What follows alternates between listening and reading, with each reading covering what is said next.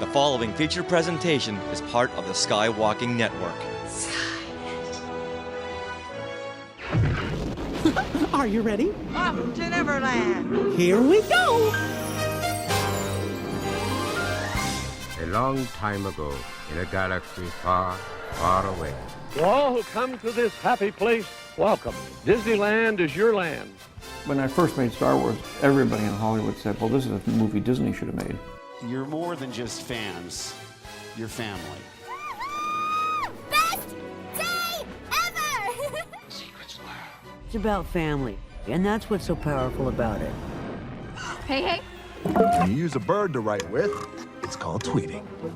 When we visit the world of Disney, we never grow old. It's a Peter Pan, Neverland that keeps us young in heart. This is Jedi Master Obi-Wan Kenobi, and you are skywalking through Neverland. I have a good feeling about this.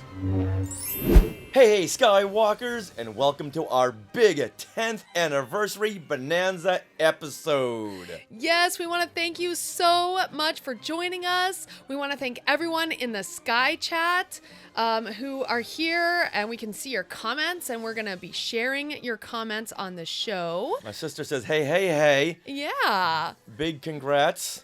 Yeah, and as a reminder, we are recording this live on the Skywalking Through Neverland YouTube channel and our Facebook page, and we love it when you Skywalkers comment along. All right, now we've got a big show for y'all. A big show. How big? About this big of a show. So please get comfy. Go grab a drink, something to eat, because this is going to take you into like tomorrow. Now, I am Richard Woloski, but now everyone please say hello to my sweetie wife. I almost said of 10 years. Oh, that's not right. No, she's my sweetie wife, who's been the co-host for 10 years, but my sweetie wife going on 14 years. Woo. As of next month. Yes. We'll get into that later on. So here she is, my 10-year-old sweetie wife. That even sounds worse. Oh my goodness. See, that's why we should have rehearsals. All right, well, Skywalkers, we are your enthusiastic podcast destination for the many decades of your Star Wars, Disney, and Marvel fandom for 10 years now. So, imagine a big Wookiee hug and your weekly sprinkle of pixie dust. That is very important for our family of Skywalkers. Now, we are being sponsored by Small World Vacations, and they are a diamond-level Disney vacation planner travel agency and can help you book your trip to a Disney park around the world. And best of all, this service is free to all you Skywalkers. So head over there to smallworldvacations.com for a no-obligation price quote and tell them Skywalking Through Neverland sent you, and tell them that you're a Skywalker and you have been for 10 years. Yeah. All right, now we are recording this from Long Beach, California on September the 26th, the official date that the first episode ever aired of Skywalking Through Neverland back in 2013. Wow. Now we're in 2023. Hold on, that math works out. All right, now before we get into the show, we want to send a huge thank you and shout out to the Skywalking Force. You guys are our Patreon. You guys have been supporting us. And as a reminder, we are having a special Skywalking Force Zoom after party, and that's going to be tomorrow night at 6:30 p.m. Pacific. So we cannot wait for that. Head to skywalkingforce.com for the link. And now we do want to say thank you, though, to everyone who is watching and who comments and likes and just listens to our show.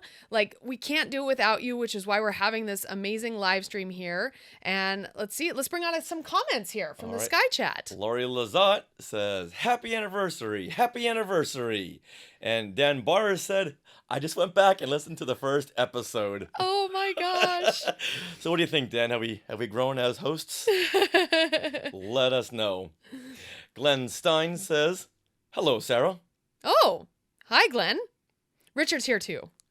All right, Wynn says, here's to the next 10 years. Congratulations to you both. Amazing. We have hey from Chickafent. Hey.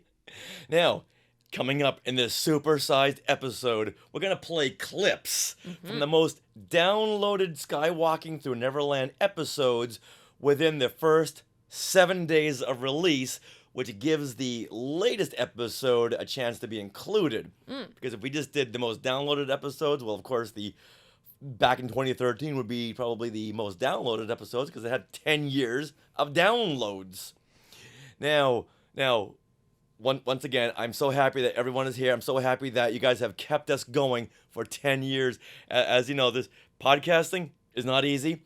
A lot of podcasts do fade in the first 10 episodes, but we said nope because of Skywalkers like you that commented and met us at meetups. We just had to keep going, and you got us out of that little rough patch after the first, 10 episodes, would you say?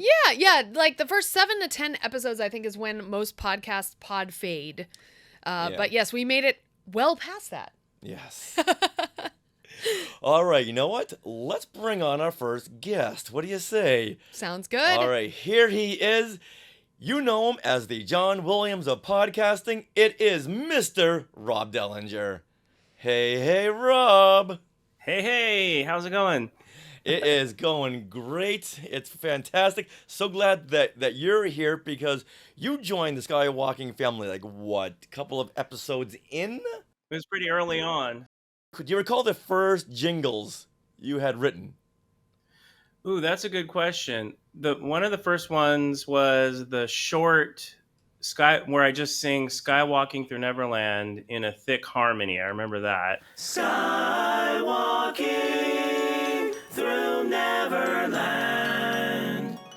Yeah, I think that was your first one that you had sent over, and I was like, oh, wow. I think that was too, because you said, hey, we'd have this Rob Dehlinger on the show. It's like, okay. Yeah. All right. Anyone who wants to be on the show, come on in. Yeah. And we have a lot of good memories. I remember when you had me on the live Skywalking Through Neverland broadcast from the Star Wars celebration. That was fun. Oh, yeah. Yeah, that was Celebration 2015? Is that when that was? Something like that. Yeah, Okay. It was pre-COVID. I know that. Yeah. Yeah, and then since we loved your Skywalking promo so much, we said, hey, we're going to begin a lot of segments. Here's 35 ideas. Can you write jingles for every one of these segments? Mm-hmm. And you know what? You did. And we released the only album that I know of that was consisting of original podcast jingles.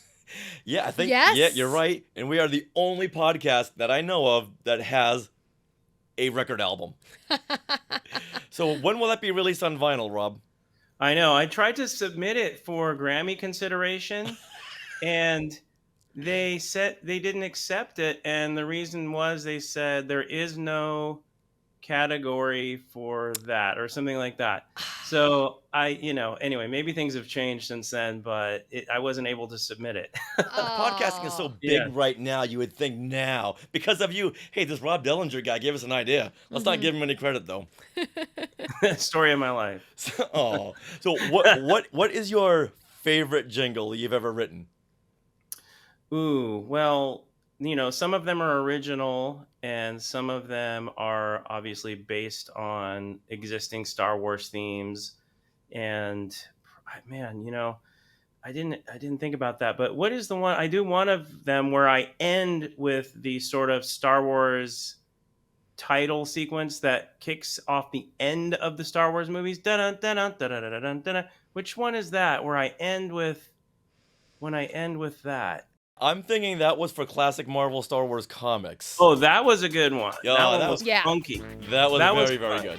Yeah. Because I got to do sort of like a funky... and you know what? Didn't I do one for... Oh, it was for Mark, the Salacious Crumb. Mark Dodson. That's the one, Mark Dodson, yes. I did one for Mark Dodson that I really had fun with. Yeah, because I think I based it on the Jabba's Palace song. Yeah, Lapti Neck. Yes. Then you did one for Dave Collins, and he just loved that. That's right. Yeah. And that was so great. Chickavant wants to know, great to see and hear Mr. Dehlinger. Thanks for all you've done to support the Skywalkers and Skynet.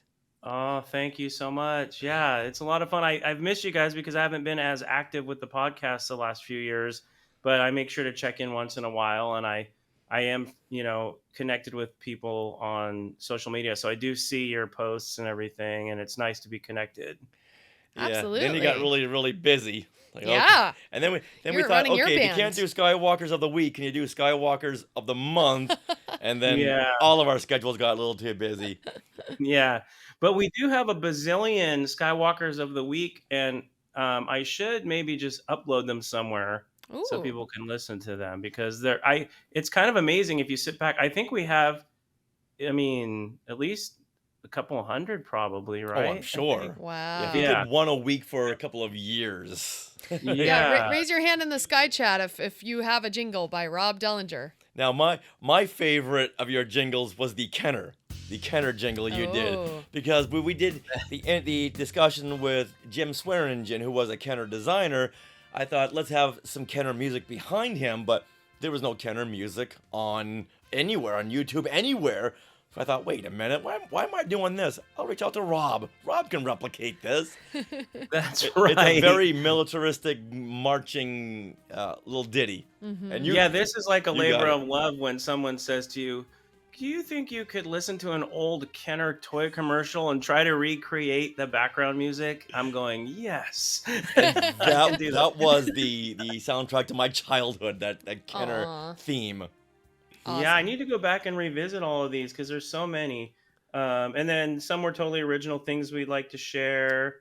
Always a favorite. I think I know what my favorite one is. Skywalker Stories. Yeah. Skywalker Stories. I like that one. The Skywalkers would send in fun stories about their fandom. Sarah, what's your favorite? Honestly, I'm trying to think. I really like that original, like the 4-part harmony of that Skywalking through Neverland. Just that the very first jingle you did is just very catchy. I've always loved barbershop quartets, and that's what it kind of reminded me of. So I really love that one. Oh, what does the Porg say? That was a good one. Yeah, we made that into a whole YouTube video. Yeah. What does the Porg say?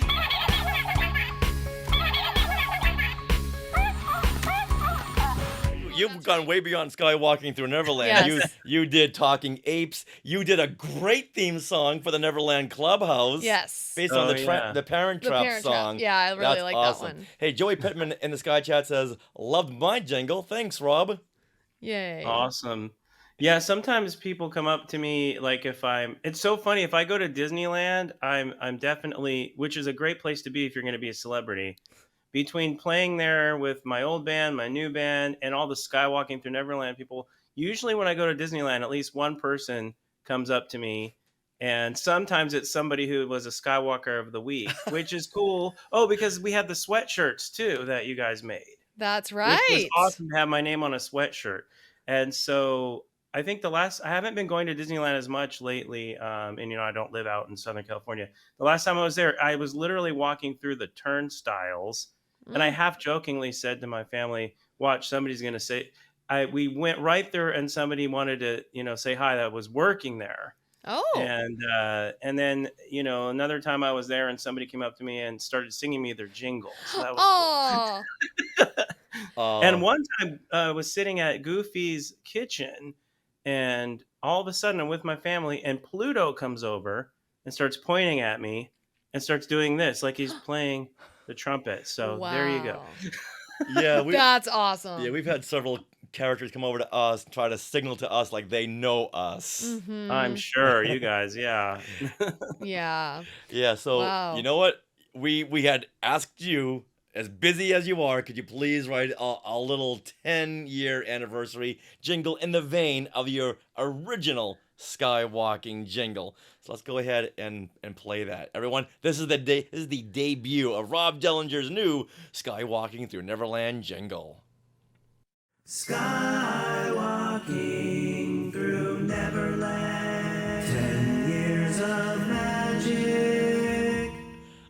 Yay! It's that 4-part harmony. I love it. There's a debut. I wanted to recreate sort of the original one, since like we were saying that was the first one to commemorate the 10th year. Yeah. But it's different. It's totally different. And you know what's funny is those harmonies on there are very kind of unnatural and intricate because I write it. I'll give away some of the secret sauce, but I wrote those two. I wrote on the piano, and I did chords, and I made them a little bit different than what you might normally do if you're singing. So, and then I sing each part one at a time and double it.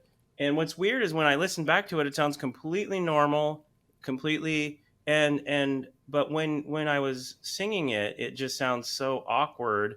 And I realized, a lot of John Williams music is like that too.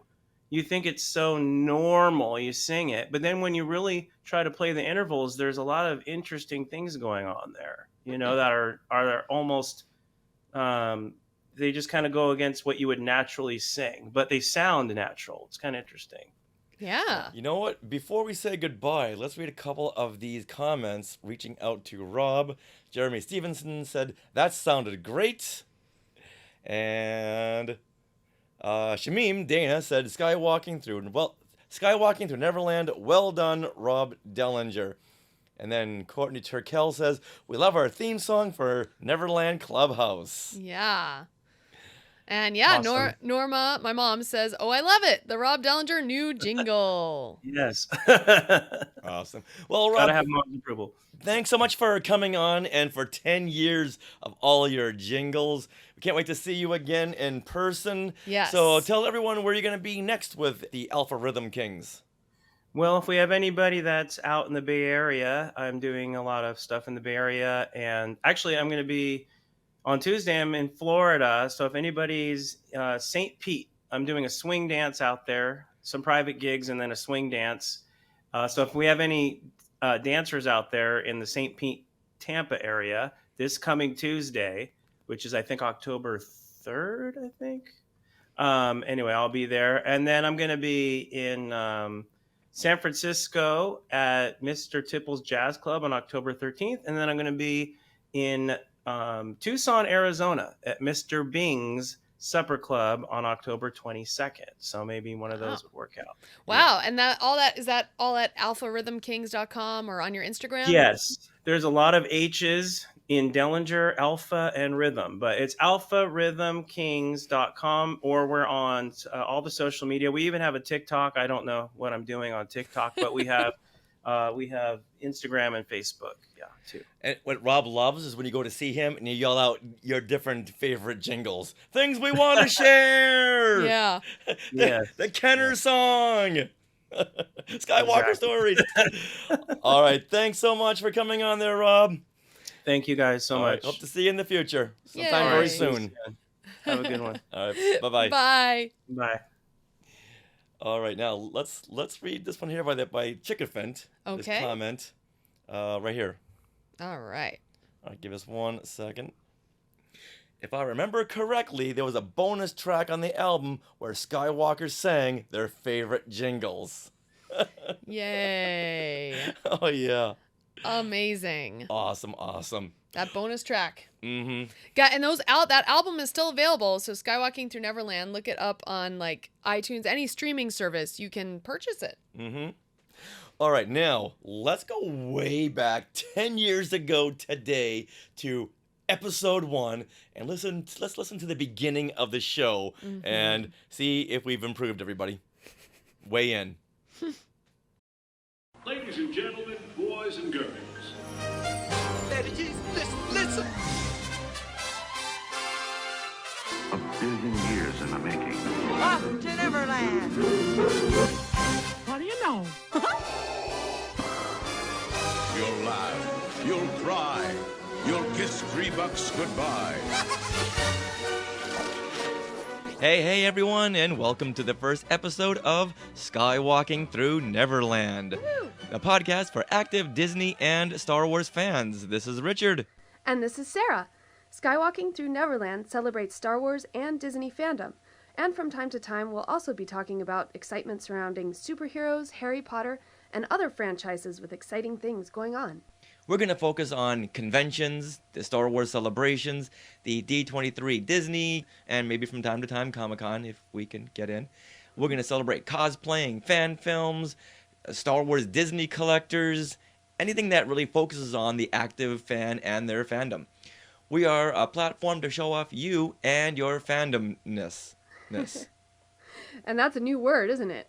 Yeah, you'll be hearing that one a lot on this podcast. We'll be reporting a lot about what's going on out there at Disneyland and Disney California Adventure, new merchandise, the special events, ride openings, and annual pass holder info. On our first show, we'll be telling you about Halloween time at Disneyland, which actually started Friday the 13th of September, and it goes until October 31st. All right, Wow. so did we get any better than that? According to Amanda Bond, yes, we did. You are always wonderful, but you just get better. Happy 10 years and to many more.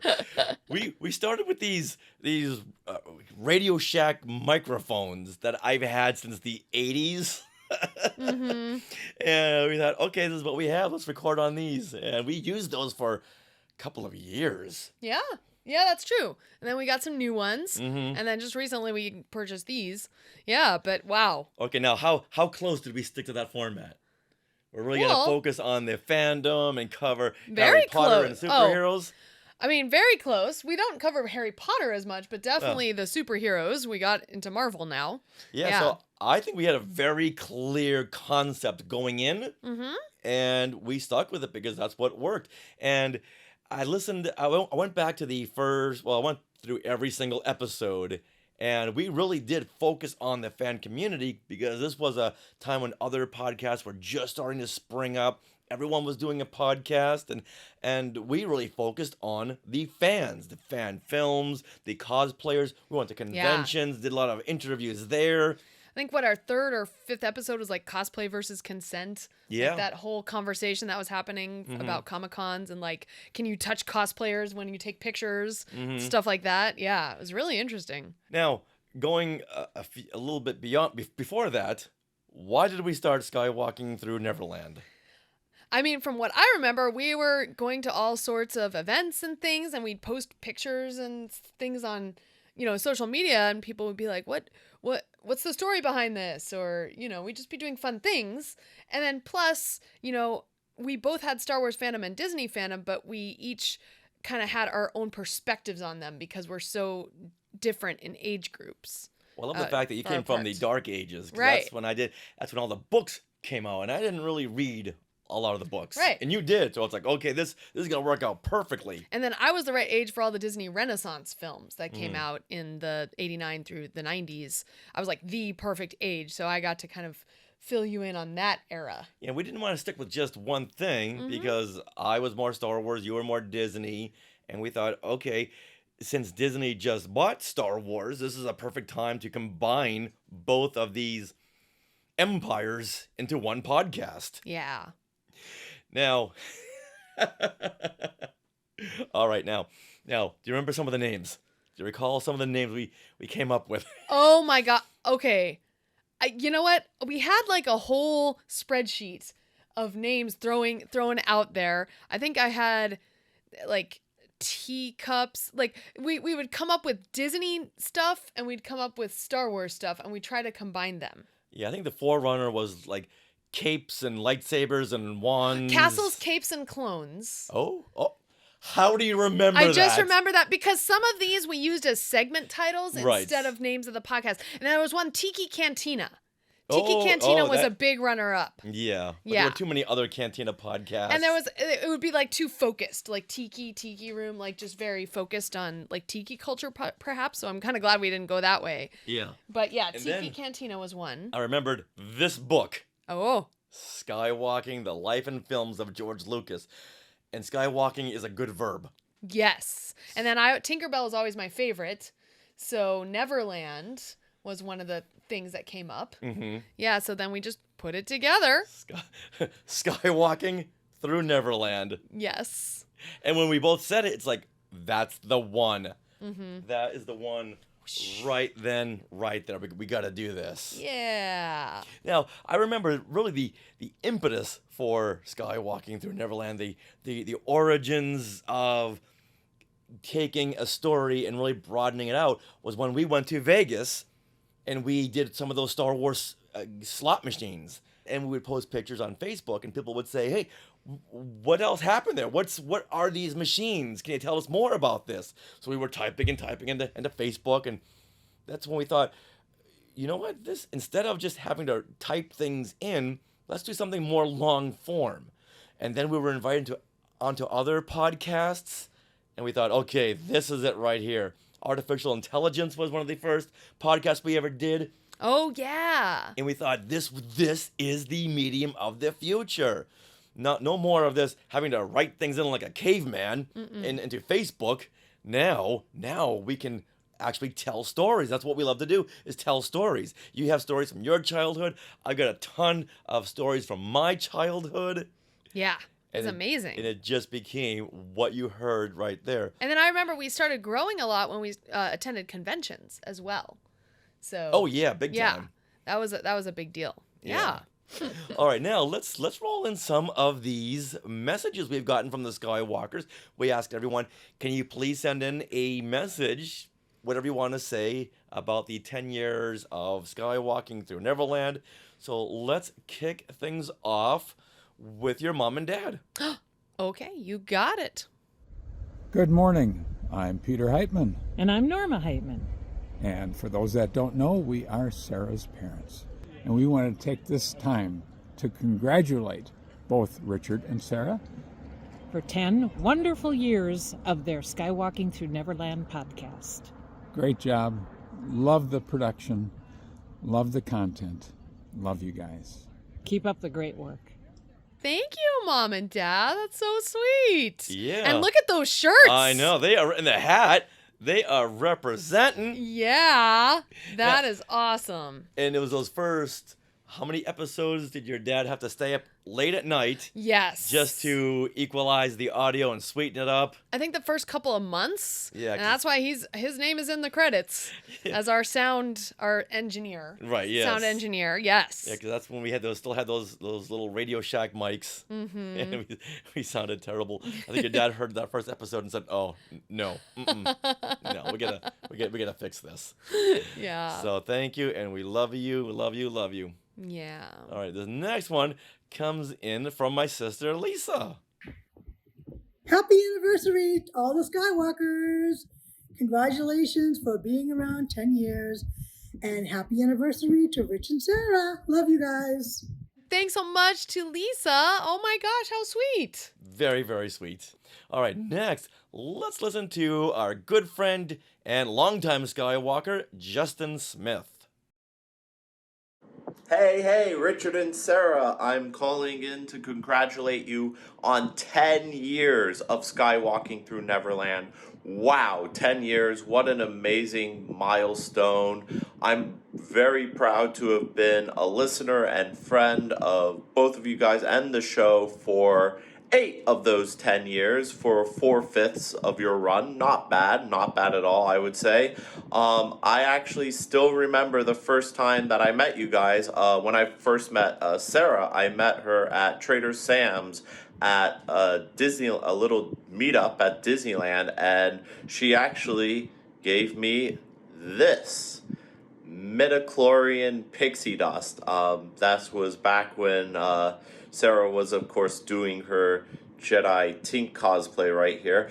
And, I was just, and, she also gave me a button and all that, but I was just so moved and touched and amused by this little gesture. I was like, okay, I have to follow these guys and their show. And that's how it all started back in 2015, and I've been a listener ever since, and it's been a very fun ride of meetups. I've won prizes. I've met you guys at cons, at Disneyland. I've met you guys at your house. You've thrown great parties, and I consider you 2 of my closest friends, and I can't imagine not knowing you guys. So I hope you continue the show for another 10 years, and hope you guys continue for another 100 years, and that you can keep telling your listeners every single week about all the Star Wars stuff, your thoughts, your opinions, and to remind your listeners to never land on Alderaan. Wow. I look forward to podcasting when I'm 154 years old. Yeah. I'll have even more stories to tell. And you know what? Patty Hammond has just tuned in, and we have to thank her and her husband for making those pixie dust jars. So thank you, Patty. Oh my gosh. You guys are amazing. That's great that Justin still has his. Yeah. Do you have any? I have it. Yeah, it's in my closet. Yeah. I have this place where I put all my buttons and all our things, and it's right in there. Yeah. Well, speaking of buttons. Yeah. Check it out. Ooh. Oh, look at all our first buttons right there. Yeah. This is like original OG. This is the OG. Yep. Yeah, we got a few of these. I know several of you have all of these. Oh, look at that one. That was a good one. Yes. Oh, here's another one of the original designs. We got that. The Jedi Friends of the tank. Magic. That's what we did it for. Remember Friends of the Magic with Paul Berry? Mm-hmm. Yeah. Yeah, Neverland on Alderaan. Oh. Then we had some a Galaxy's Edge Oh, button. that's right. Yep. We had one for Celebration 2019. Yeah. And this one, Jeremy Stevenson made us this button right here. Yes. Go ahead and show him that. Okay. This is the button that we're taking our Disney cruise in 2017, and Jeremy Stevenson said, "Hey, I'll make you guys some buttons." Yeah, that's amazing. Justin Smith just chimed in. That guy's voice was weird. Hopefully he doesn't podcast. Justin, you do podcast. And oh my gosh, your sister Lisa just super supported us. Thank you, Lisa. Oh my goodness, that's something you can do on YouTube, I guess. Just send in some money. Do that? Yeah. Lisa knows how. Oh my goodness. Thank you, Lisa. Thank That's you. so sweet. Thank you, Lisa. Oh my gosh. Yeah. Wow. Did you hear your message we just played? And we do want to say we did get we got dozens and dozens of messages. So we are going to take the next 2 months of Skywalking episodes and play a few of your messages every time, because guess what? The 10-year anniversary goes for the whole year. And if Walt Disney World can have an 18-month, 50-year celebration, then we can have at least a 2 months. 19-month, Yeah. a 19-month, 10-year anniversary. Yeah. Aw. All right, hold That's on. so sweet. There is a retraction here from Jeremy Oh. Stevenson. Go ahead and read that. I cannot take credit for those buttons. They are not my work. Oh. Okay. Where did you get those, Jeremy? All right. I don't know. But hey, going back to Justin, Yes. listen to his podcast, Downtown Toontown. He's got a lot of great interviews with Disney Imagineers and Joanna Cassidy from Blade Runner and Roger Rabbit. He's a great friend and a great podcaster, and we're very, very happy to know him. Yes. All right, now here, in no particular order, are the most downloaded Skywalking Through Neverland episodes within the first 7 days of release. Yeah, so if we haven't said it already, we're going to go through the top 10 most downloaded episodes. Right. 10, which is very symbolic to 10-year anniversary. Yes. So we're going to go through these. We're going to play little clips from them as we go along. So you guys, this is a little walk down memory lane of 10 years. Let's kick things off with episode 299, titled George Lucas Celebration Zero Commentary with Dan Madsen, and this is from August 2020.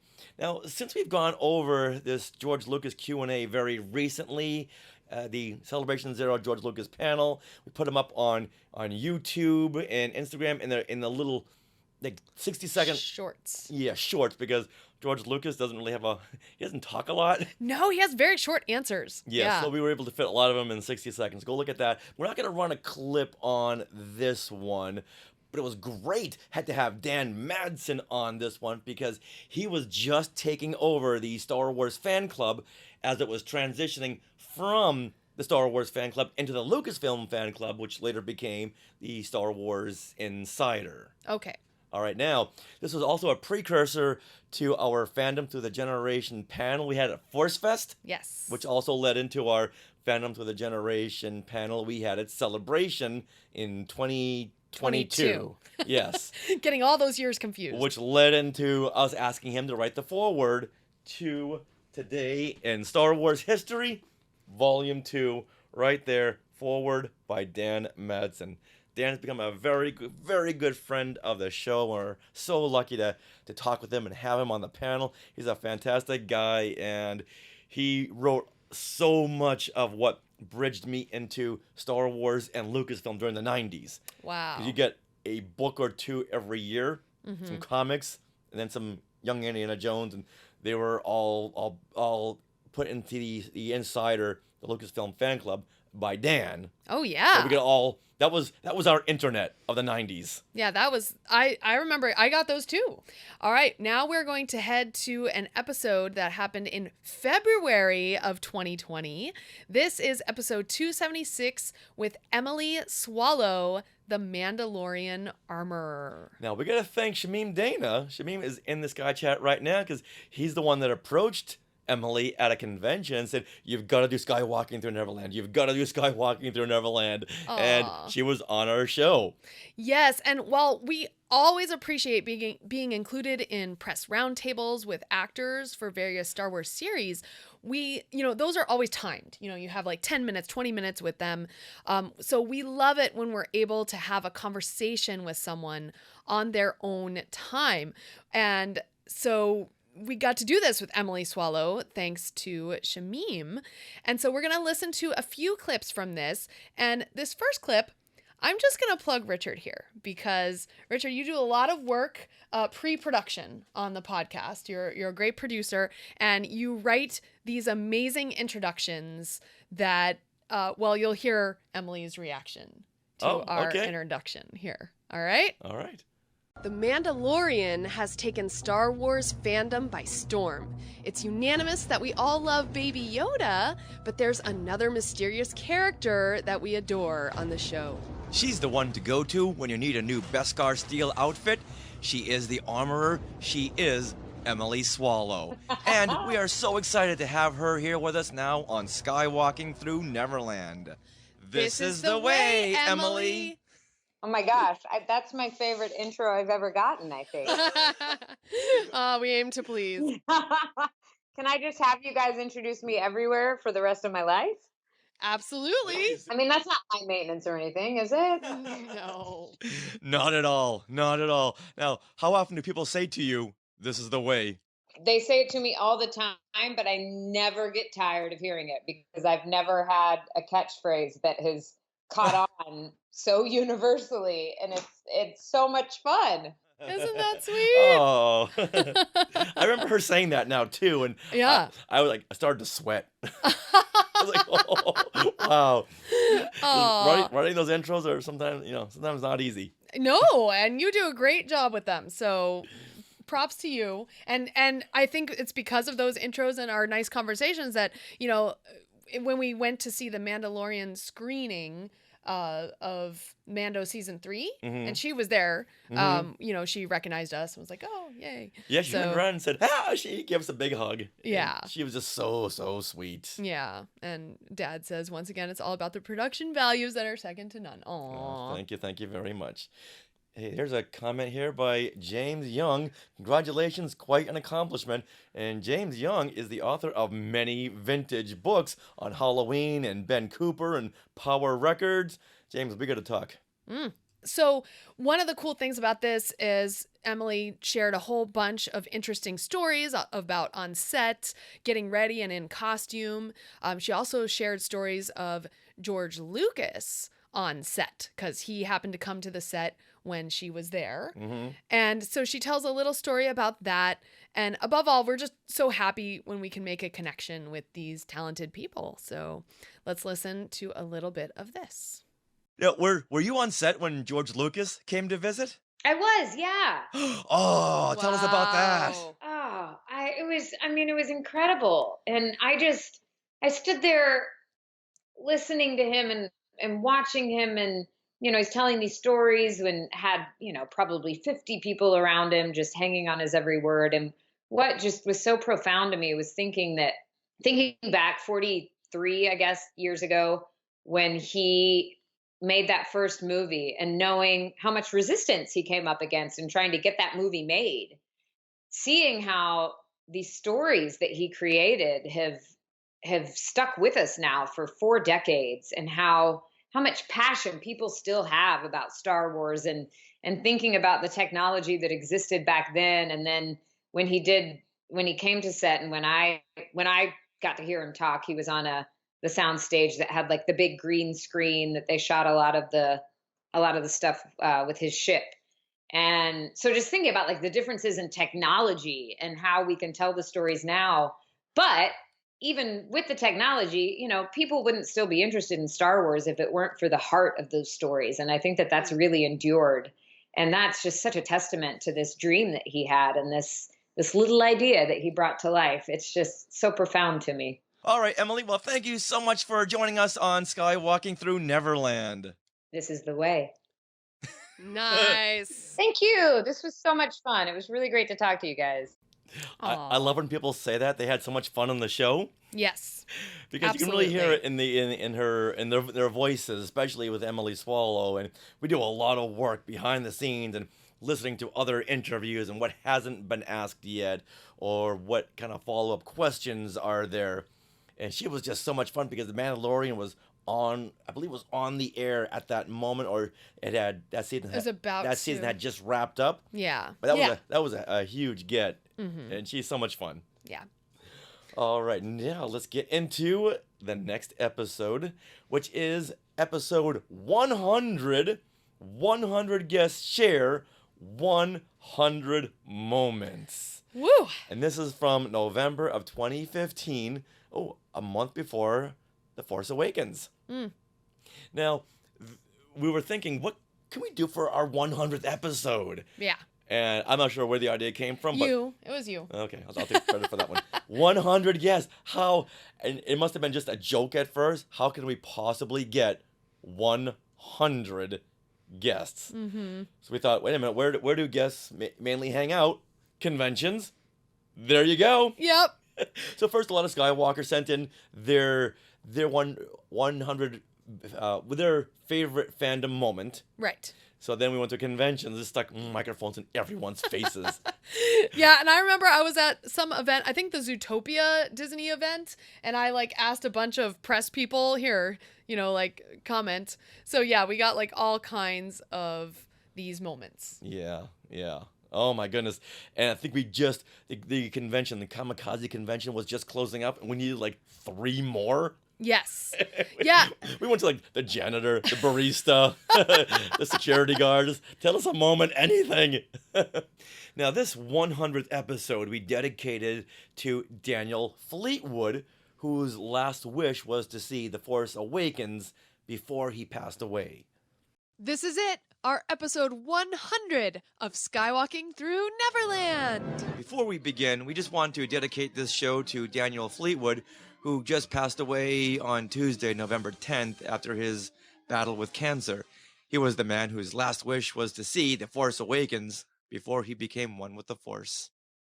So this show is dedicated to you, Daniel, and I'm so happy that Disney and Lucasfilm and J.J. Abrams granted him his wish after the world and Mark Hamill and John Boyega all rallied behind the social media movement to get him to see the film. Farewell, Daniel, and may the Force be with you.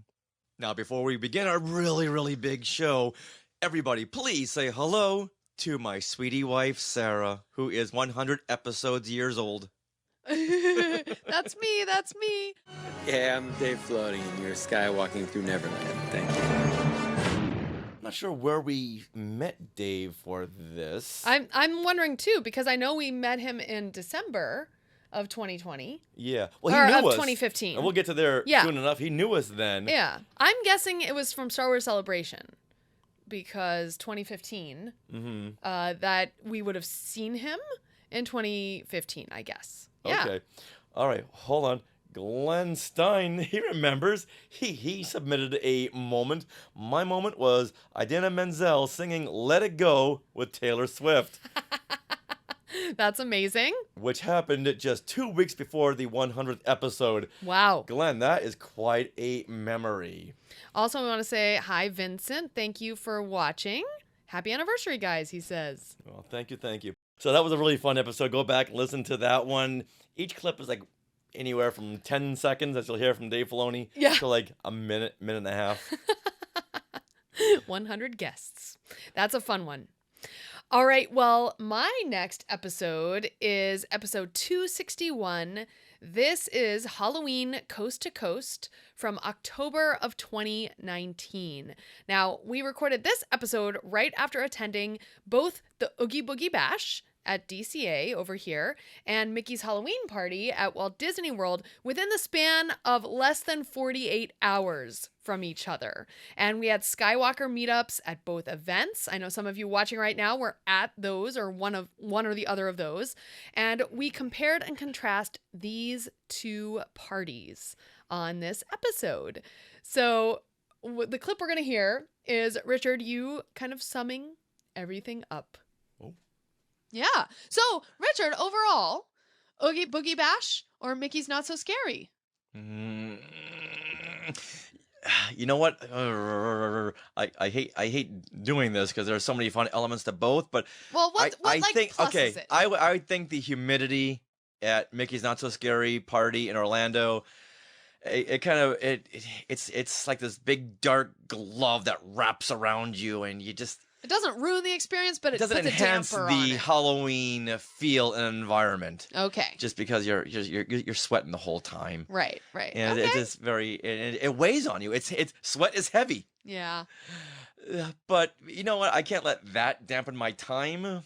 And you know what? I would say both. You know what? I'm sorry. I'm gonna go right in the middle. Like I said before, it's right in the middle. Both. Yeah. Both were equally as fun. Okay. Except for the humidity. Yeah. But the most fun aspect of both was visiting with all of our Skywalkers. Yes, absolutely. Two Skywalker meetups on both coasts. Oh my goodness. That was really so much cool. fun. And we'll need to keep doing this next year. At least here at Disneyland. I don't know if we'll be able to take trips to Walt Disney World every September, but yeah, this was super fun. So once again, Skywalkers, when you go or if you've gone, let us know what your favorite parts of both Halloween parties are. Aww. It was the Skywalkers though. Like that, at having, spending the evening with all of you guys was just so much fun. That was an unfair question. I wasn't prepared for that one. No. Yeah, you took the easy answer out. Yeah, split right down the middle. There you go. But as much fun as it was meeting with all the Skywalkers, I remember also that humidity. And I think we were dressed as Sally and Jack Skellington. And I did wear the wig, which that's big. Yeah. Oh, Chica Fence agreeing with you. But they had joined us, that night. Yeah. Very true about the humidity. Yeah, it was really fun that night. Just it didn't matter if there was like 1,000,000,000% humidity. We were there with all the Skywalkers. We don't see all that often. And I don't remember the humidity, so yeah. Yeah. I think we had gone to the Disneyland, Mickey's. Was it the Oogie Boogie at that Oogie time? Boogie Bash. Okay, Oogie Boogie. Went home, got like 20 minutes of sleep, got on a plane, flew all the way across the country. Go to that Halloween party. Yeah, that was a blast. It's almost like when we had done both Galaxy's Edge on the same day. Yep, absolutely. We were in Florida. We got back to Los Angeles with like 2 hours to spare. So we told our friend Dave, drive us to Disneyland right now, quick, step on it. All right, get us there just so we can say we've been to both Galaxy's Edge in one day. All right. Welcome, George. I love all everyone tuning in. This is so exciting. Yeah. Oh, hey, going back to the Coast to Coast, we had made videos of both of those parties. Yes. Yeah, those are on our YouTube channel. You can definitely see those. And also, Chica Fent brings up that we ruled at Monsters Inc. Laugh Factory. Yes. And in fact, you'll have to go back to listen to that episode or watch the YouTube videos to see that clip, because it didn't translate well in listening form just now to play a clip of that. Because I did look at that section of the podcast episode for that clip, but it's much better in video form. Yeah. So go check it out on our YouTube channel. So fun. Lots of great times. And thank you, Wendy. Wendy says happy anniversary to you both. Aw, thank you. Yay. And George Foss up there says hello. Oh. Hi, George. Hello there. All right, let's move on to the next episode, and that is 236, Bryce Eller. Woo! Mic drop right there, Bryce Eller. Now, this was another guest that Shamim Dana our bounty hunter for Skywalking through Neverland, found for us. And this is the gentleman that played Darth Vader in all of the TV appearances, Donnie and Marie, the Oscars. He put his footprints in the Grauman's Chinese Theater. In this, we recorded. We went over to his house on my 50th birthday. Yep. If you'd ever told me when I was a kid that the poster you have on the wall, the man inside, is someone you're gonna go visit on your 50th birthday and get all these stories that are nowhere else to be found. Because at this point, I didn't think anyone knew of his whereabouts. I looked and I searched. I asked Shamim. He said, "Hold on one second. Okay, I'm back. Bryce wants to talk to you." What? Yeah, so we went up to his place and had a fantastic time. And look at this. You want to see something? I do. Look at this. This is Bryce Eller's Darth Vader autograph. This is what I got at Bradley's department store back in 1978. And I took this over to him, and he's like, "Who is this person in my living room that has got all this stuff that's 40 years old that has my signature on it?" That's amazing. Yeah, that you kept that. He had so many amazing stories that, once again, had never been told before. So we were there for how many hours? 3 hours. So we had to break it up into 2 episodes. But this episode is 236. All right, now let's play a clip where I read him an entry from my 3rd grade journal over here. Okay, this is when I went to go see him at Bradley's department store. Well, Richard, do you want to Yeah. tell about your experience? So, yeah, Okay. Richard's old enough. Well, go ahead. Okay, so one of my highlights. He's got a story for you. One of my highlights of seeing you as Darth Vader came on May 11th, 1978. Okay. And do you know how I know that? You've got an autograph. Here is my 3rd grade journal. I love it. So my 3rd grade teacher, Mrs. Patterson, always made everyone write everything down. And I'm so thankful that she did. But she hated the fact that all of my stories had to do with Star Wars, but yet still encouraged us all to write. And so this is what I wrote on May the 12th, 1978. Now this is just more like a stream of consciousness. Yesterday, my mother and Lisa and Sean and I saw Darth Vader. He gave out free Darth Vader movie stills. There was new Star Wars toys. He wrote his name on the movie stills. Darth Vader had guards all around him. He had the real Darth Vader costume. I got 3 movie stills. First, we were looking in the mall, then we saw the sign. They had a new Star Wars necklace, it was a stormtrooper, and a new Star Wars shoes. Darth Vader stood on the stage, then we went to the bookstore, they had new Star Wars stuff. They had an R2-D2 model, and a C-3PO model, and a TIE Vader model, and an X-Wing model. The end. So which means that's great. I saw you on May 11th, 1978. Too bad it wasn't May the 4th. Oh my goodness. And I recall looking up there, and you looked right back at me. Because I walked by the stage, and this woman handed me the movie still with your autograph on it, and I yelled, "Hi, Darth Vader!" And you turned this big giant helmet and you pointed at me.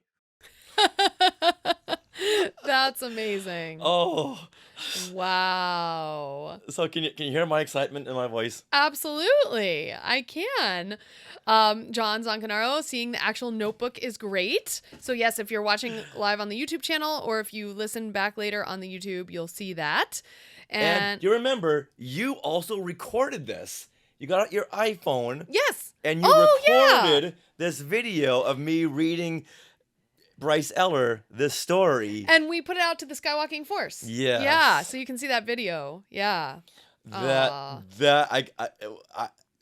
And I can say we've become friends. Oh yeah, absolutely. We've gone to the Magic Castle together, you and I and Bryce and Craig Miller, and he recorded Darth Vader's lines for Celebration Chicago.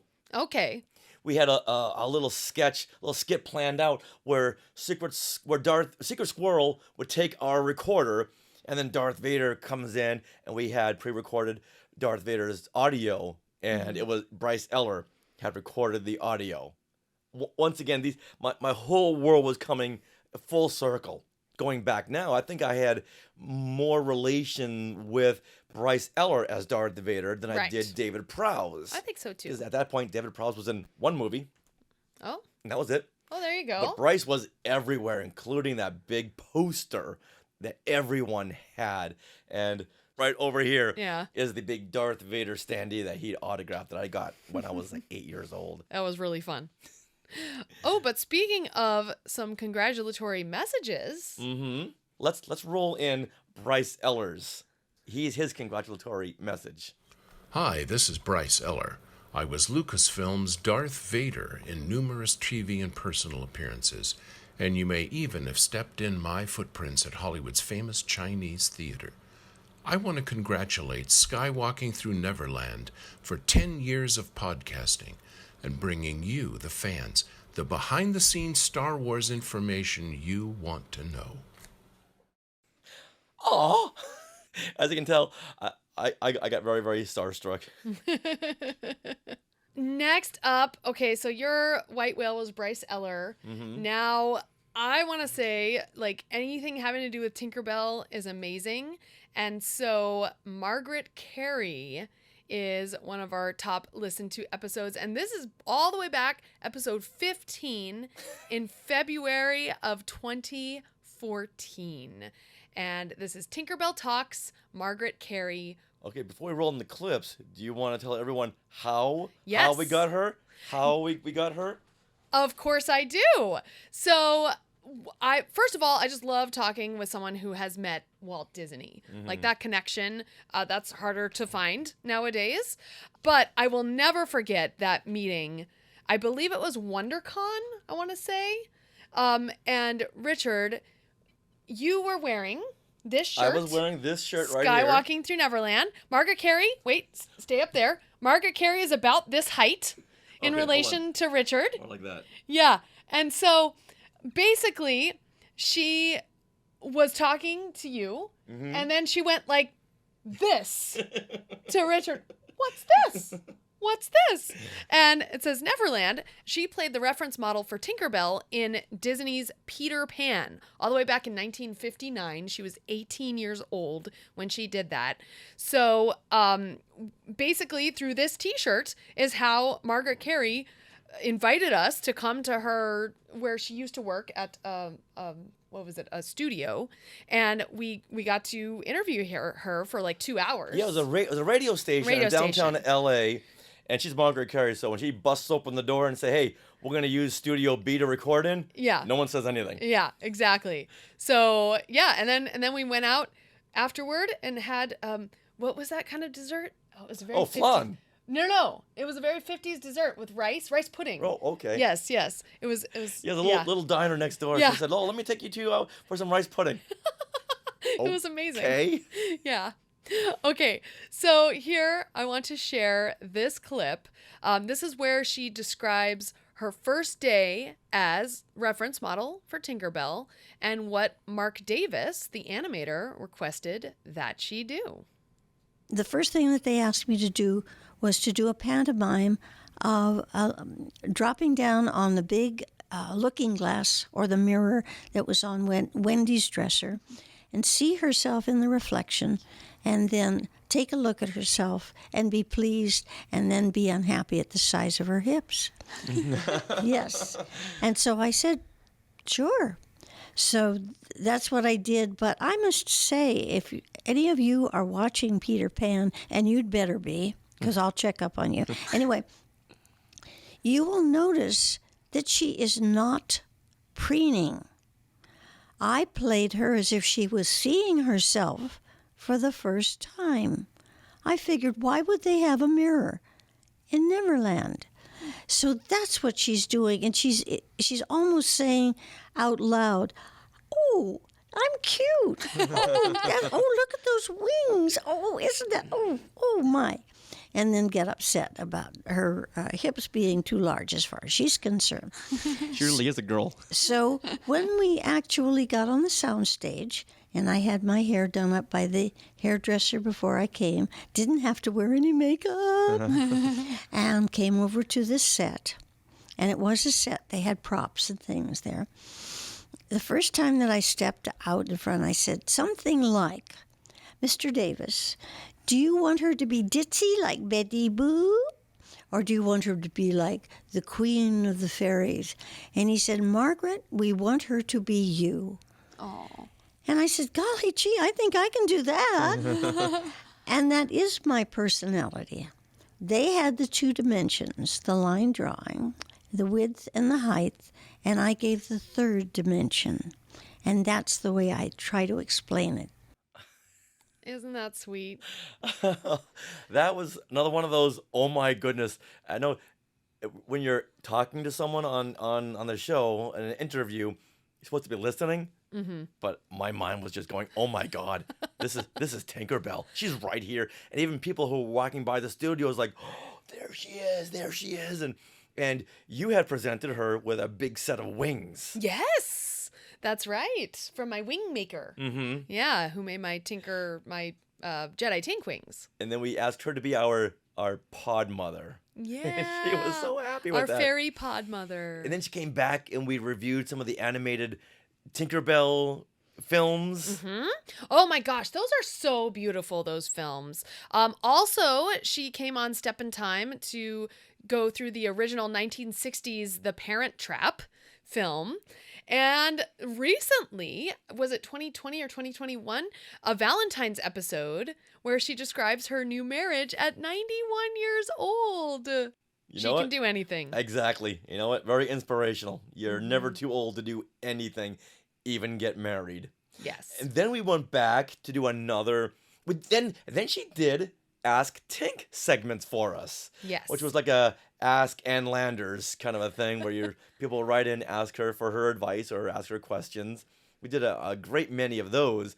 And on one of those recordings, it was her birthday. Mm. And we had one of our friends dress up as Captain Hook and do a telegram for Margaret Carey. That's right. I remember. Oh my God, that was a long time ago. Yeah, I haven't thought about that in a while. So we must have video of that somewhere. Oh, I'm sure we do. Wow, I forgot all about that, but you're right. We've got that somewhere. Yeah, we're recording. Then she stops and looks outside the window and said, "Captain Hook just walked by." It's like, Margaret, what are you talking about? What do you mean, Captain Hook? Wait, there he goes again.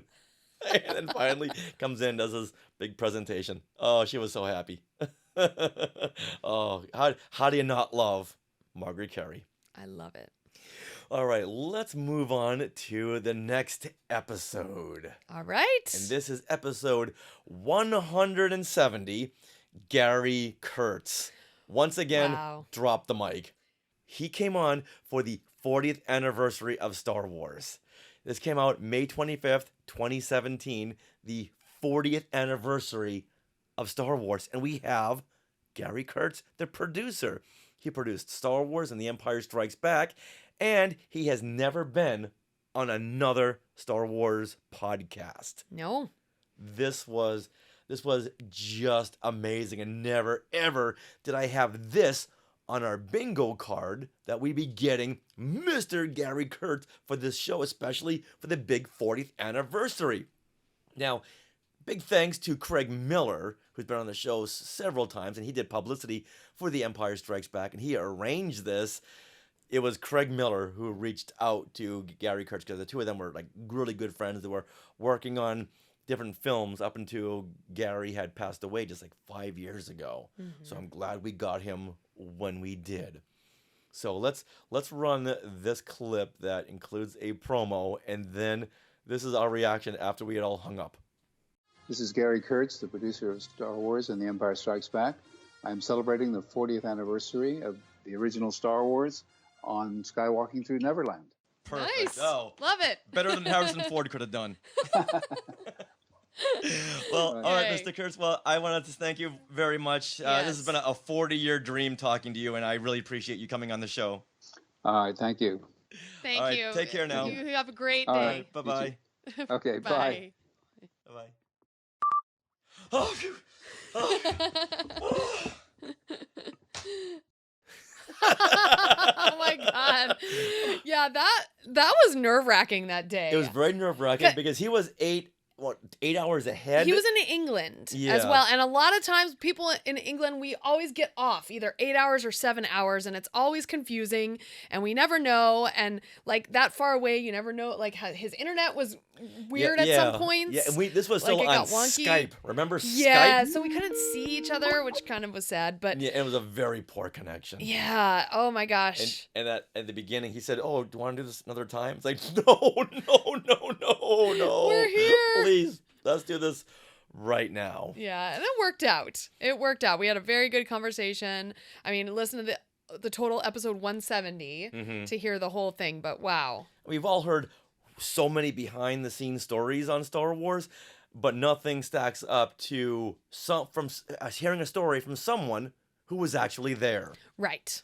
All right, moving on. How many more do we have to go? 1, 2, 3. Oh, okay, 3 more. 3 more. 3 more shows to go. So Gary Kurtz was a milestone moment, and I have to say that The Force Awakens world premiere was a milestone moment for us. So this is episode 104 called TFA World Premiere, Red Carpet, and After Party Experience from December 20th, 2015. Oh my gosh. And it just felt like everything we had done up until this point, podcasting wise, now this was 2 years after we had been podcasting, that had led up to this moment. So this episode has recordings of us on Hollywood Boulevard waiting 12 hours from 6 a.m. to 6 p.m. in a freezing wind tunnel for the world premiere of The Force Awakens. Now I'm going to play a clip from our spot on that day because of course we brought our recorders with us. Now at this point in the clip, we had no idea if we were going to be allowed into the premiere. All we knew is that we were there for the red carpet to see celebrities enter. We weren't even on the red carpet even. We were like red carpet adjacent. 12 feet away from the main red carpet. So even if we saw celebrities, we would never have any chance of like talking to them. This is a clip that we're going to play from that wind tunnel. You've been talking to Disney and Lucasfilm. Oh, and that's when your phone rings. Is that Disney or Lucasfilm? Okay, hold on. Obi-Wan is taking a call. We think it might be Disney or it might be Lucasfilm. Let's listen in. Oh, he's giving us the thumbs up. All right, there's some news coming down the pike. The Force is with him right now, literally. All right, we were just given the most amazing news by Obi-Wan Crosby. On the count of 3, 1, 2, 3. We're going to see The Force Awakens! Not too loud. Okay, we're going to see The Force Awakens. Okay, we're not going to tell anyone about this. We were just told by Obi-Wan that we're all going to be let in, not just for the movie, but we're going to be let into the party. The reception, yeah. Reception, yay! Oh my goodness. Wristbands. I'm gonna take a picture of our wristbands because these are like gold today. How has this sunken in yet? We're gonna see it today. This is a dream come true, let me tell you. Seriously, I'm just so mind blown by this experience.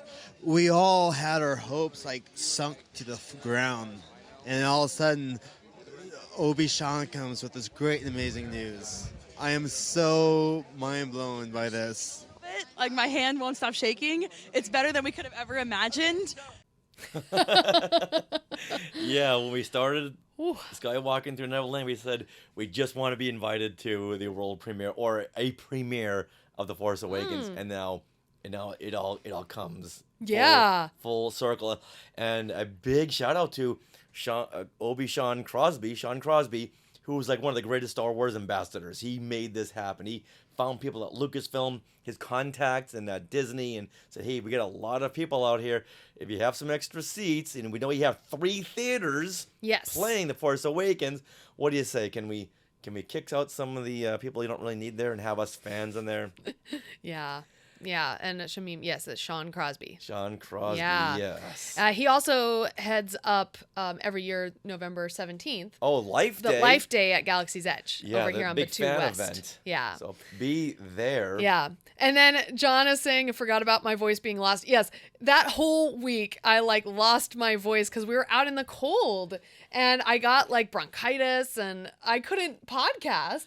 That's why that episode came out on December 20th, because I couldn't podcast for the longest time, a full week and a half. I couldn't speak. Well, plus we're doing a lot of work on our other work job, Yes. where you're always talking and performing. That's right. Now here we are. Now a lot of people are thinking, wait a minute, Los Angeles, how cold could it get? Maybe the high 80s?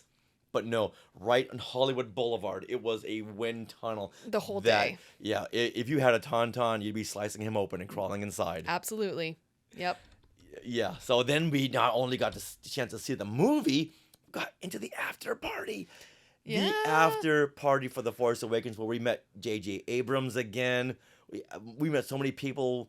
We got a lot of those Disney Infinity toys. Yeah, oh my gosh. Oh, I love Disney Infinity. But also when we were waiting in line outside, Dave Filoni happened to be walking by and came over to us and recognized us because of our shirts. We're always wearing these shirts. And he said hello again. So yeah, it was very nice. Not at a time when people really knew who he was. Yeah, that's true. It was a little before. I mean, he had been doing Clone Wars for 4 years at this point. Yeah. But still. And Rebels, but he had been doing maybe some conventions. But then again, we were all in that line, and we were with liningup.net, who were there for 2 weeks. We couldn't see straight. Yes. I could have been George Lucas standing there just handing out scripts for The Force Awakens, and we were just so blurry-eyed. So he came over to us. Yeah. And started talking to us. It was great. So once again, that was episode 104. And also on this episode, we describe that premiere after party. And we also, after seeing The Force Awakens at the TCL Chinese Theater on opening night, we had a round table of Skywalkers. It's always about the fans, right? It's always about you guys. We go over the movie and our reaction to it for the first time. Or for us, the third time, I think at that point. We had seen it several times. It's a really fun episode. Now, this is the same night where you almost got into a fight with Phil Coulson. Yes, absolutely. Well, the premiere after party, yes. He cut Now, Phil Coulson is Clark Gregg. Clark Gregg, yes. Okay, he plays Phil Coulson in Agents of S.H.I.E.L.D. and in the Marvel movies. Yeah, so I'm waiting in line to get some dessert, and he just cuts me right in line and gets dessert right before me. He didn't wait in the line. He just cut me. I'm like, Phil Coulson, what's up? Yeah, and I remember seeing that. I remember seeing Jennifer Grey standing a few feet away going, what did he just do? What did... She was embarrassed. I couldn't say anything, though, because my voice was gone. But yeah, it was pretty funny. We met Ray Park that night. That's right, yeah. Oh, so many different people. It's good stuff. One of my greatest memories of being a Star Wars fan came from that night. Yeah. All right, now let's move on to episode 217, #Happy Beeps. And this is from June of 2018. And what does this remind you? What time was this in Star Wars fandom? This is when toxicity really hit its peak. And there, as far as I remember, there wasn't really any until now. The Last Jedi was very divisive, and that just brought out the worst in fans. And then Solo came out, and every fan, just when you talked about Star Wars, it was followed by some negative comments. And we got into the point where we're sick of this. We don't want to hear this. So let's just have a whole episode titled Happy Beeps, where we ask Skywalkers to send in clips of things that make them happy in fandom.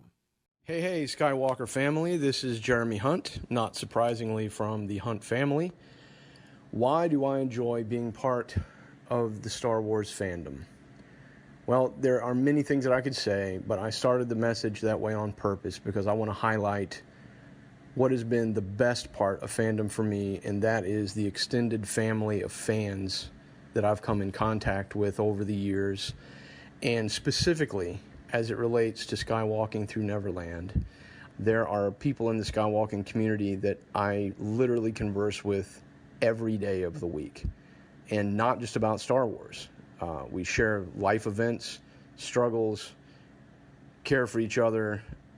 I mean, hey, I know it all sounds gushy and corny, but I mean it. This is a group of people that is family to us. And just want to say thanks to Richard and Sarah for building and, more amazingly, maintaining a supremely positive and welcoming group of people. The Skywalking Through Neverland Facebook group is like a virtual living room where we can hang out, be ourselves, have fun, and I'm very grateful to have found it. Oh, that almost made me cry. Yeah, Jeremy Hunt and his family, I think, were the first Skywalkers that really crossed the bridge to becoming friends. We had gone to Florida a few times, and Yeah. his family, and us, we just became really good friends. They would come here to Disneyland. We'd all hang out. Amazing. So yeah, big hugs to the Hunt family. All right, let's play another clip from this episode from Martin Keeler, all about how his fandom helps others. Hey, Richard and Sarah, it's Martin here from over in the UK. So what makes me happy in fandom? Well, you won't be surprised. The thing that makes me happiest is having so many friends now through the Star Wars community all around the world that it's more than just Star Wars for me now. It's popping around, visiting people, talking online, sorting each other out for things in different countries when we can't get hold of them in the country we want, and just the general community. And also sometimes when things aren't going so well, it's nice to have friends that understand. And yeah, it's just the general friendship. But we always get together around the Star Wars fandom, and it means we've always got something to talk about that's out of real life as well, which is really good to have. So there you go. That's what makes me happy. And and listening to Skywalking Through Neverland, of course. That is so sweet. He's a big teddy bear. Yeah. Wow, these are so, wow, I think I'm going to go listen to this episode after that and just have a wash of good love here. But we are going to play one more clip from that episode, and that is from Claire Henry. Okay, what makes Claire happy about being in Star Wars fandom? Hey, Richard and Sarah. It's Claire over here in a lovely sunny England. What makes me happy in fandom? All the clothing and merchandise that I can now wear. Her Universe, Pozu, Mustard Brand, Loungefly, Love and Madness. I love wearing them all. I especially love wearing them to work, where the boss doesn't even realise it's Star Wars. Yesterday I wore a Millennium Falcon top and she hadn't a clue. Take that win, thank you very much. And lastly, but by no means least, is the friendships that I have had from Star Wars over the last 40 years. From my best friend Andrew and I playing on the playground, him Han Solo, me Princess Leia, to now at celebrations where he's playing Han Solo and I'm playing Princess Leia. It's the best. And also the other thing is all my Skywalking Through Neverland friends that I've met. You guys mean a lot to me and you make fandom the best. Aww. I think a lot of girls, correct me if I'm wrong, got into fandom because of her universe. Not necessarily fandom, but we're able to wear it, represent it on in our clothing. And I think that was a big jumping off point for a lot of other companies to go, oh. So is Ashley Eckstein more synonymous with Ahsoka Tano or her universe? Both. It's one and the same, at least for me. Yeah. Yeah, that was a question who's the boss put to me on the Who's the Boss podcast. Yeah. The different sides of Ashley Eckstein. Yeah, exactly. One side is Ahsoka, other side is her universe. So thank you to all the Skywalkers who had sent in a lot of happy beeps. So if you want to feel good about Star Wars fandom, once again, that is episode 217. All right. So we have one more to go? One more to go. One more of these top 10 episodes for 10 years of Skywalking Through Neverland. So I am going to call out 221 and 222 episodes. This is Terry Hardin, who is a Disney Imagineer and the original Mother of Dragons. And this episode comes from August of 2018. This was another long conversation we had that we broke up into 2 parts. So part 2 was really interesting because we got into not only how she got her job at Imagineering, but also how she got the job as creating the dragon in La Teigneur du Dragon in Disneyland Paris. So the castle underneath has this dungeon with a dragon in it. And also, she's a huge Star Wars fan. And so she was one of the original lining up people to see Star Wars. Oh, she preceded lining up. Yes. She was one of the first people to line up for The Empire Strikes Back in 1980. And we talk all about that and how she was almost arrested for standing out in line. And Craig Miller came by and told the theater manager, don't go there. We will pull Empire from your theater if you call the police. Right. All right. So we're going to play a clip of how she did at her first day on the job at Imagineering. They do an orientation where they take you through Disney Studios and then they take you through Imagineering and they talk about the films and you get to meet various heads of the place. It's lovely. It's absolutely lovely. And when I got to where I was going to first start, which is the Rockwork division, the first piece I worked on was Big Thunder Paris. And I was to carve the rocks for that.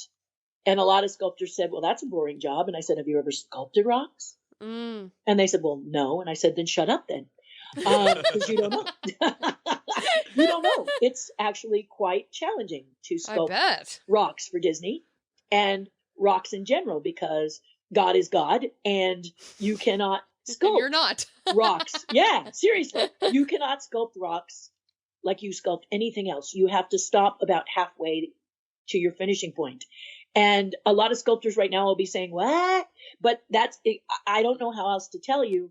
This is what you have to do. You have to stop halfway through. And it was just fascinating once it clicks and you learn this. And I love learning things. So when I was sculpting Big Thunder and I realized this is what I had to do, it was joyful. But when I walked in, the supervisor picked me up, twirled me around and said, finally, the foam queen is here. Nice. Boy, not only was she a Disney Imagineer, but she also worked on Ghostbusters. Oh. She did a lot of sculpting for Ghostbusters. She was one of the ghoul hands that reached out of the chair and grabbed Sigourney Weaver. That was one of right. Yeah, one of those arms was her. She's had a very, very an extremely productive career. And as you heard, she's very personable to talk to and just full of stories. I mean, you have to go listen to those episodes to hear how she talked Tony Baxter into making her the Imagineer in charge of that dragon at Disneyland Paris. It's amazing. Yeah. And I knew about her because she was one of the winners of a Bantha Tracks contest back in 1981. Oh, wow. Where she won this big Empire Strikes Back movie poster and she was pictured in Bantha Tracks. And I remembered her from all the way back then. There was a little bit of a passage about Terry Hardin in Skywalking. Oh my gosh. So this is a name that's been rattling around my head for quite some time. Then one day it's like, wait a minute, this can't be the same Terry Hardin. There's no way. That's amazing. Yeah, so that's fantastic couple of episodes right there. All right, now, before we get into our next segment, I want to bring up a comment from my mom talking about clothing. Can we use our new 10th anniversary logo here on the top right of your screen to offer a t-shirt on TeePublic? And that's a great idea, Mom. I really should do that. So sure thing. I'll look into that tomorrow. Okay. We need a new t-shirt. Yeah, we really do. Now, I didn't meet Terry Hardin until a few months ago when I went to dinner with her at Shamim Dana's big dinner party. And he invited all these people, and I'm so glad that he invited Terry because we had seen her at Disneyland in passing, but by the time it's like, oh, hey, and lost in the crowd. So I finally met her at Shamim's party. And speaking of Shamim Dana, I just wanted to take the time out to congratulate you guys both on 10 years of your podcast, Skywalking Through Neverland. And I wanted to thank you guys both for letting me be a part of your Skywalking family and being a part of Skywalking Through Neverland. And also I wanted to take the time out to thank you guys both for letting me be podcast listener guest on episode 236, Bryce is Darth Vader. And here's to you, Rich and Sarah, for 10 years and 10 years more to Skywalking Through Neverland. This is Skywalking Bounty Hunter and the Autograph King signing out. There he is, the man, the myth, the legend. How he gets these people, I've got no idea. No. I don't want to know. You go do your thing and let me know when you've contacted this person. All right, now with that, let's play some more messages from Skywalkers. Yeah, here is one from Joey Pittman, one of the original Skywalkers. Hey, Richard and Sarah. This is your good friend Joey Pittman from the Disney Universe podcast. But first, before that, happily known as the original Skywalker, I just want to say, first of all, I can't believe it's been 10 years, but happy 10-year anniversary to Skywalking Through Neverland. You guys have been knocking out of the park for 10 strong years, even longer, because I know you guys were prepping up before you got the podcast started. So just so many great memories with both of you, Skywalkers, fellow Skywalkers, friends. Yeah, I mean, letting me be part of the show early on and then getting involved and, you know, the group and everything that we've been doing for the last 10 years. Not we, but you. But, you know, you got so many friends that are there to help and everything. And some of my favorite memories, especially from Celebration and D23, have been with both you guys. So I just want to wish you both, once again, a happy 10-year anniversary. I'm wearing my Skywalker of the Week shirt. Of course, I had to order it in what I call vintage or retro brown, since I'm a vintage Skywalker. And cannot wait to do more adventures with you guys. I also had fun times at the park. So here's to another 10 years and beyond. And one more. I mean, you guys are awesome. Love you both. And love everything about our Skywalking family that you guys have built. And it is nice and strong throughout all these years. So once again, happy 10 years and Neverland on Alderaan. Joey, I would say, and your parents are some of the original Skywalkers. Donald Wicks was one of the original Skywalkers. Mm-hmm. Yeah, Norman Peter Heitman. Yep. Yeah. All right, now let's move on to Kelly and Courtney Turkel. Hey, Richard and Sarah. Hi, guys.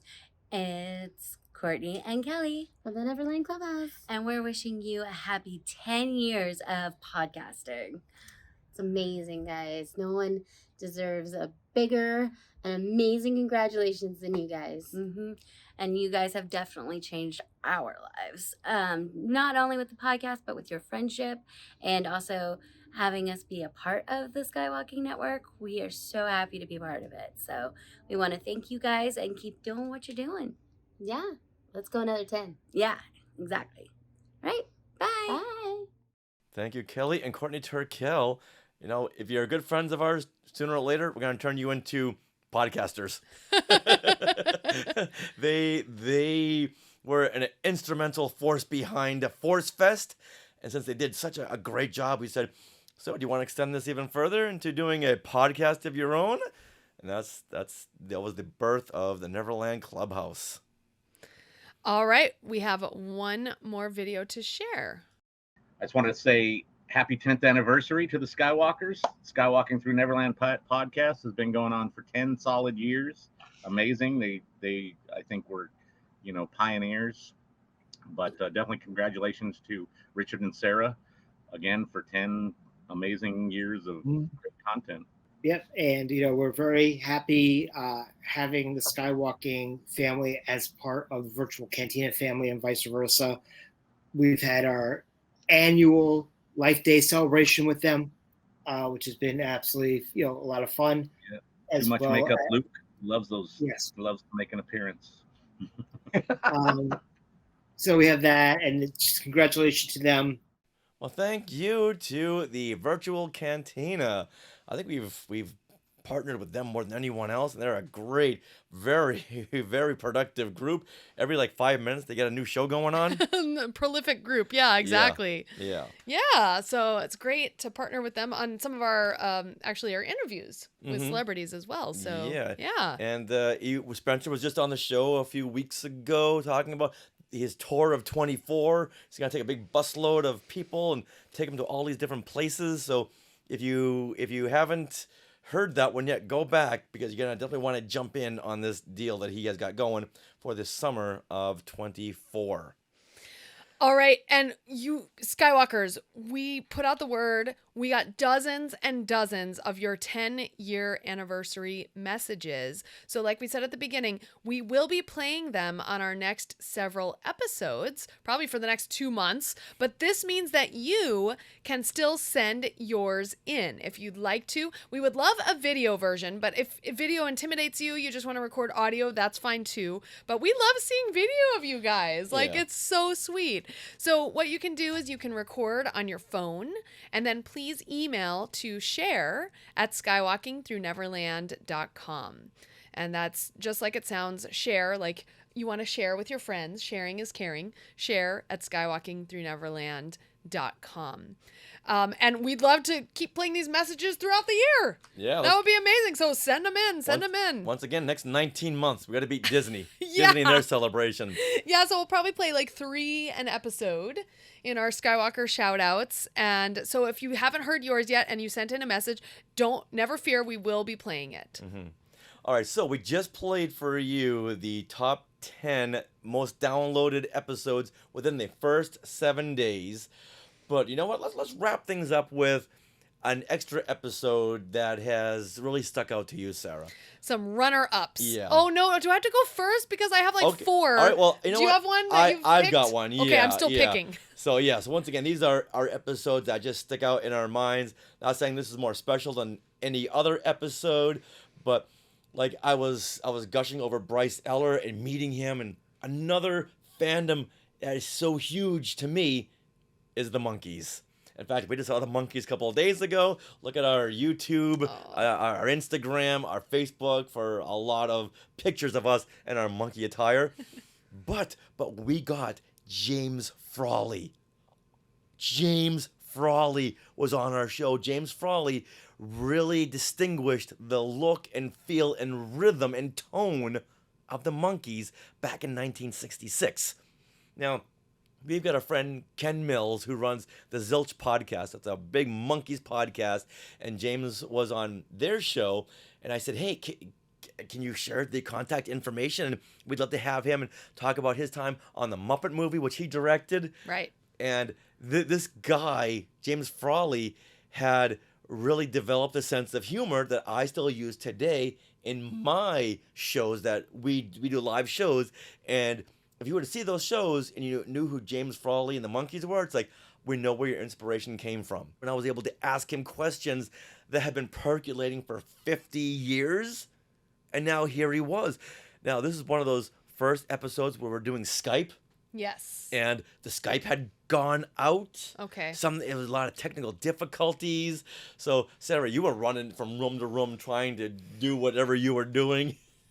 Doing that technical stuff. Yeah, and every once in a while you jump back and go, really? Okay. And you run back and try to That's why I hardwire the house. That's why I don't remember what we talked about. Yeah, Sarah's up on telephone poles, connecting wires, Yeah. digging ditches in front of the houses, looking for other phone cables, just so I could talk to James Frawley. Mhm. And the biggest thing I got out of this was that James Frawley developed that Monkees walk. Nice. You know, where they put the Yeah. legs over each other. Yeah. Oh my goodness. And so just talking to someone who developed me as a person, and here he was on our show, was just phenomenal.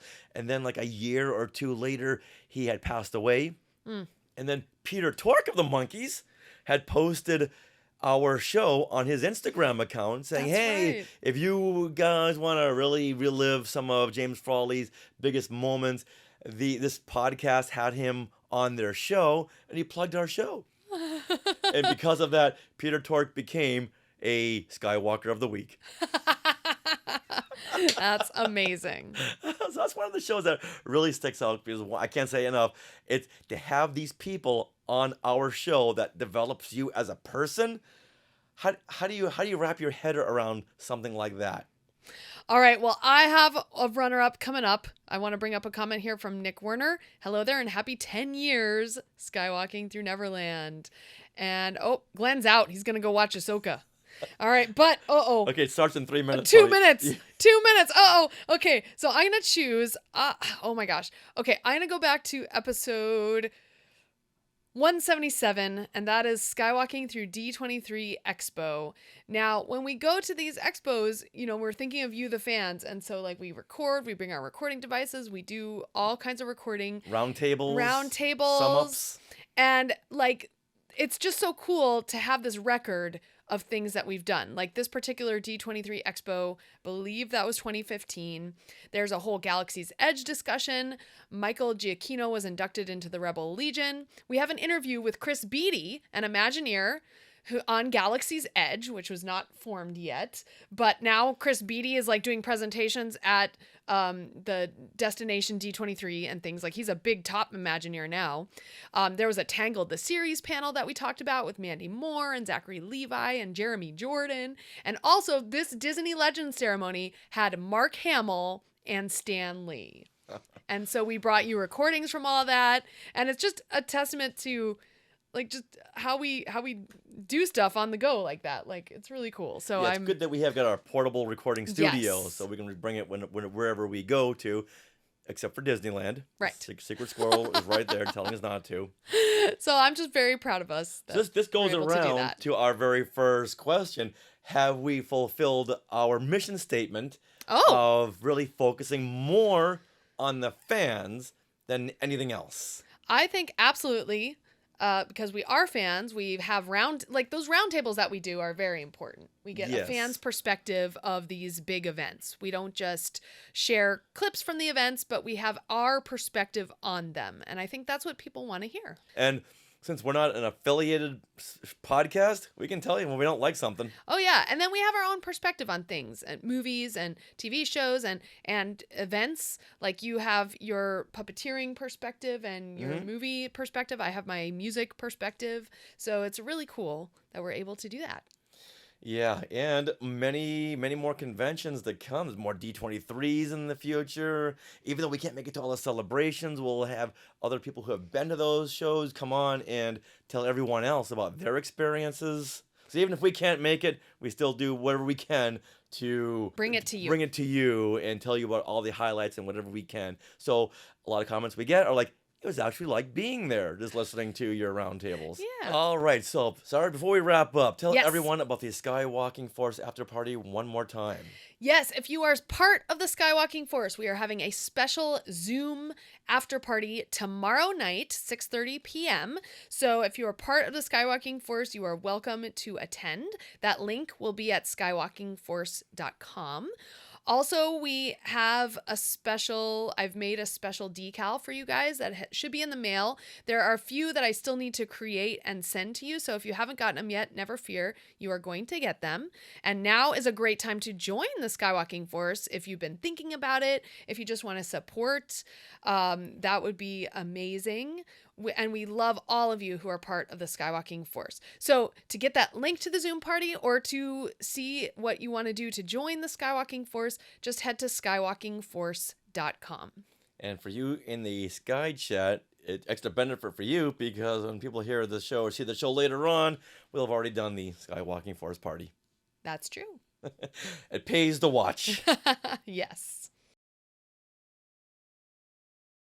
All right, well, that wraps up our 10th anniversary episode of Skywalking Through Neverland. We want to thank everyone in the Sky Chat for weighing in with your comments.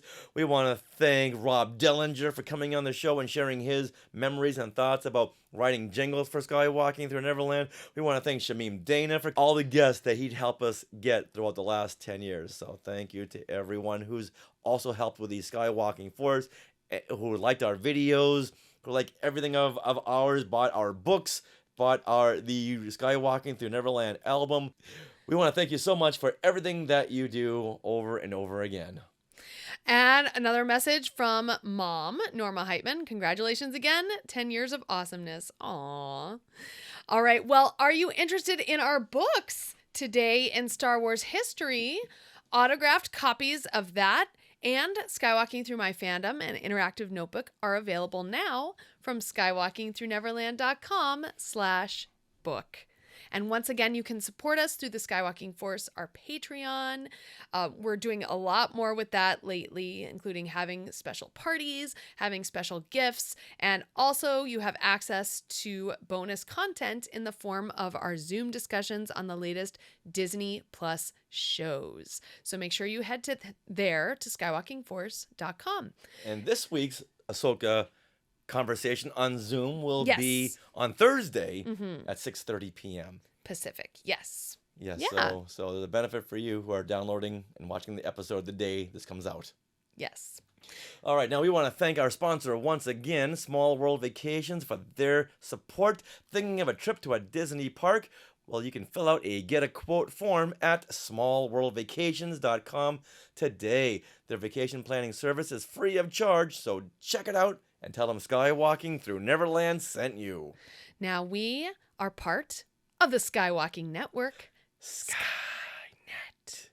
Where you can find other great shows like Talking Apes, The Max Effects Podcast, The Neverland Clubhouse, Totally Tell Me Everything, Star Warsologies, and the YouTube shows Collectopolis and Today in Star Wars History. Okay, let's bring up another message here in the Sky Chat. Hey, it's my old Talking Apes co-host. It's a Mr. Mark Rogashewitz, who congratulates us on 10 years. Awesome. Thank you, Mark, for popping in there.